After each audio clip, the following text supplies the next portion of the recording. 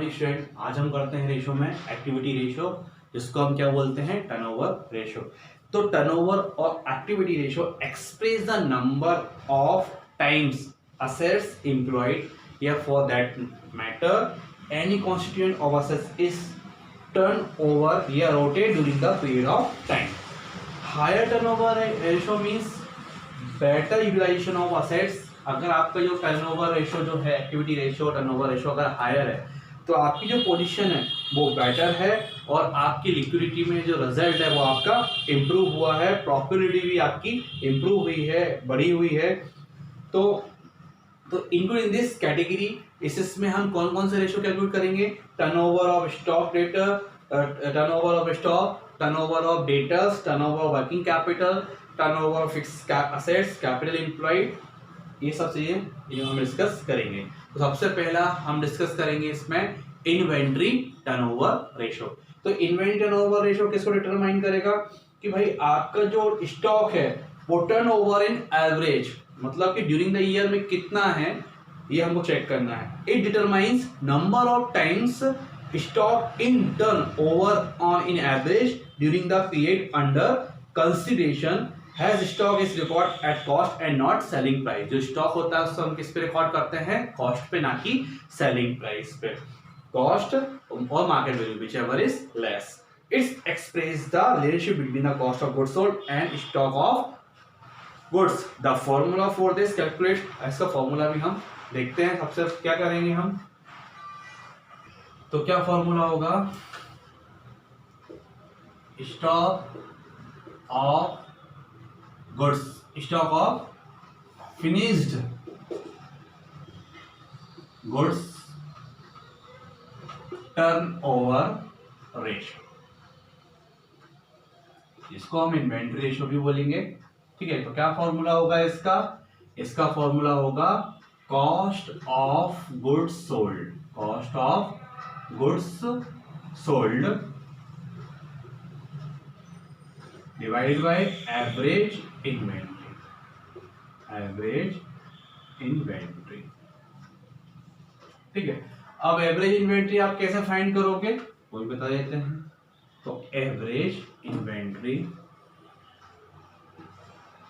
या average stock, तो यहाँ पे मैंने इन्वेंट्री लिखा है, यहाँ पे हम स्टॉक भी लिख सकते हैं। तो एवरेज इन्वेंट्री या एवरेज स्टॉक कैसे फाइंड करेंगे? Opening stock, opening stock plus closing stock, opening stock plus closing stock divided by 2। इस तरीके से हम हमारा फाइंड करेंगे हमारा एवरेज इन्वेंट्री या एवरेज स्टॉक। इसके बाद अगर आपको COGS फाइंड करना है, कॉस्ट ऑफ गुड्स सोल्ड, तो क्या करोगे आप? इसको हम कॉस्ट ऑफ रेवेन्यू भी बोलते हैं, ध्यान रखना। कॉस्ट ऑफ गुड्स सोल्ड को कॉस्ट ऑफ रेवेन्यू बोलेंगे। ओपनिंग स्टॉक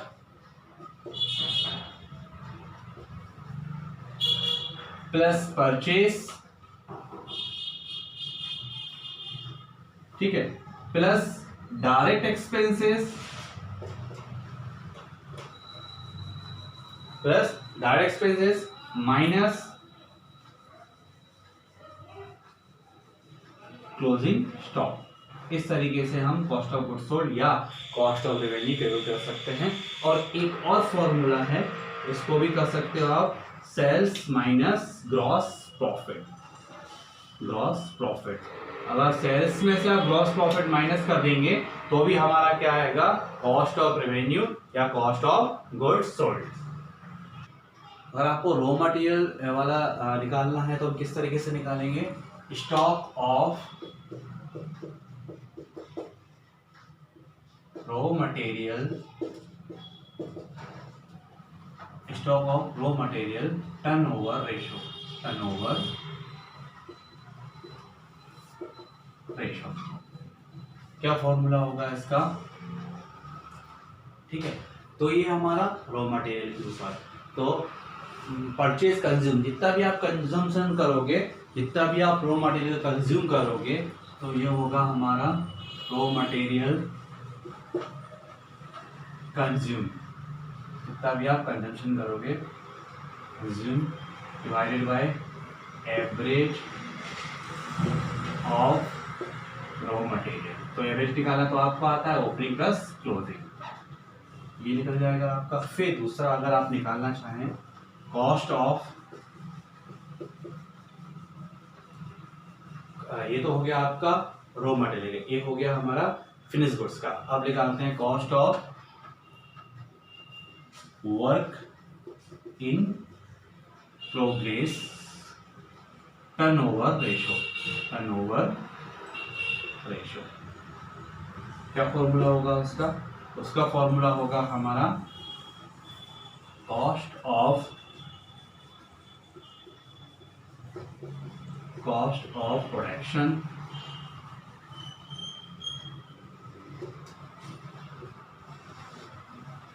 और एवरेज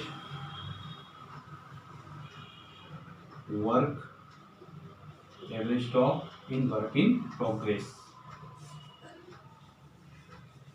इस तरीके से आपको सॉल्व करना है। ये दो क्वेश्चन हुए आपके रॉ मटेरियल। इसके बाद अगर आपको होल्डिंग पीरियड भी निकालना पड़े कभी किसी का भी, तो किस तरीके से फाइंड करेंगे हम? जैसे आपको इन्वेंट्री का होल्डिंग पीरियड निकाला है, तो कोई भी हो सकता है।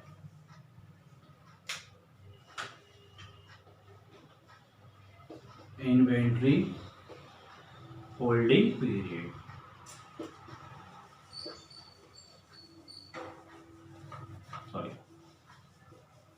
इन्वेंटिंग होल्डिंग पीरियड, तो 365 तो दिन होते हैं हमारे, डेज में निकालना है तो।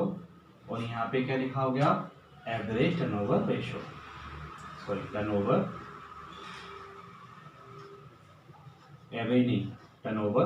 रेशो। अगर आपको डेज में निकालना है और इन्वेंट्री होल्डिंग पीरियड निकालना है, अगर आपको मंथ में निकालना है तो आप यहाँ पे 12 करेंगे, यहाँ डिवाइड करेंगे। और अगर आपको वीक का निकालना है तो फिर आप 52 से फिर इसको डिवाइड करेंगे। और यहाँ पे तो आपको इन्वेंट्री रेशो ही आएगा, inventory ratio, turnover ratio, inventory turnover ratio. Depend करता है आपको वीक में निकालना है तो ये वीक्स के लिए कितना वीक्स, ये हमने मंथ में निकाला और ये हमने डे में निकाला। अगर क्वेश्चन में पूछते हैं आपसे कि आप इन्वेंट्री होल्डिंग पीरियड भी निकालो तो 365 divide by inventory turnover ratio. ठीक, चलिए क्वेश्चन नंबर 16 करते हैं हमारी बुक का, काठी का। तो कैलकुलेट करना हमें इसमें स्टॉक टर्नओवर रेशो। सिंपल है, तो स्टॉक टर्नओवर रेशो हमें फाइंड करना है। तो क्या क्या क्या फॉर्मूला था हमारा इसमें? Cost of goods sold, cost of goods sold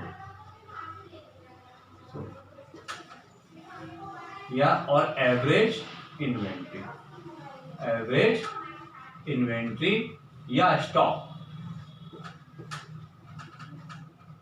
ठीक, तो कॉस्ट ऑफ गुड्स सोल्ड निकालने का मैंने आपको फॉर्मूला बताया था COGS का।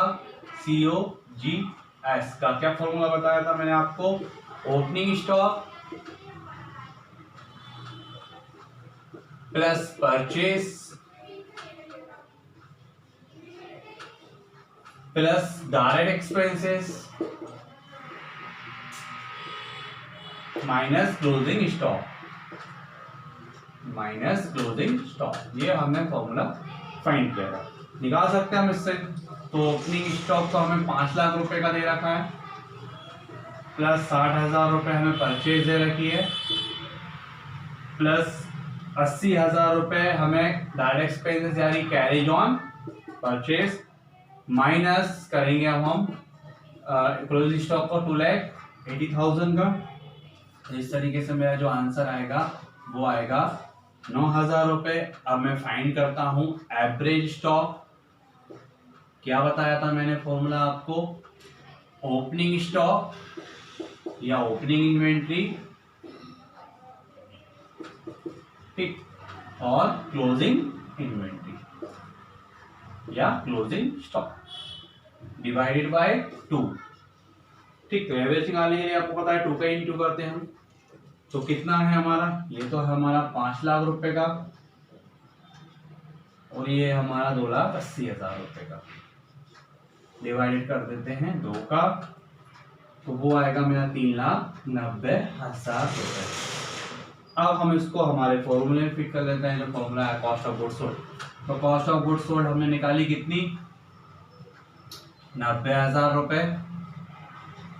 क्या फाइंड कर रहे हैं हम, stock inventory ratio. Stock inventory ratio 9 lakh रुपए डिवाइडेड एवरेज स्टॉक 39। ठीक है, तो ये आएगा मेरा 2.3 टाइम्स। ठीक है, सपोज अगर आपको इसका होल्डिंग पीरियड भी निकालना है तो इसका फॉर्मूला क्या था हमारा, 365 days divided by inventory turnover ratio. करते हैं उसको भी हम कैलकुलेट। तो इसका होल्डिंग पीरियड काउंट करते हैं। इन्वेंट्री होल्डिंग पीरियड क्या फॉर्मूला था हमारा, अगर डेज में निकालना 365 days divided by average turnover ratio, inventory turnover ratio, जो भी जिसका भी निकालना है आपका उसका। ठीक है, तो 365 डेज डिवाइडेड बाय 2.3, इसको हम कैलकुलेट करेंगे तो हमारा अप्रॉक्स आएगा 158.6 आया, तो हम इसको लिख देंगे 159 डेज। तो ये आपका निकला होल्डिंग पीरियड।